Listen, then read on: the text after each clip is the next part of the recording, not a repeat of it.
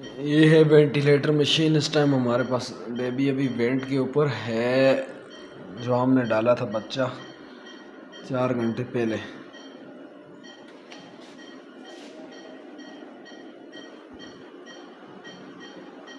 समूच जा रहा है, वाइटल देख लेते हैं। ये बच्चा हमारे पास है कि वेंट के ऊपर, वेंटिलेटर मशीन के ऊपर है, नॉन इन्वेसिव वेंटिलेटर मशीन के ऊपर न्यूबॉर्न बेबी है।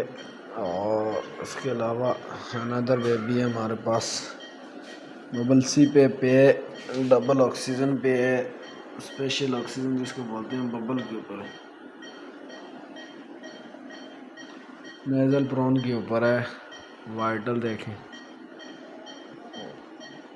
देन हमारे पास ये है, ये भी प्री मेच्योर बेबी है, प्री टर्म है, 32 वीकर है, नॉर्मल है, विदाउट ऑक्सीजन।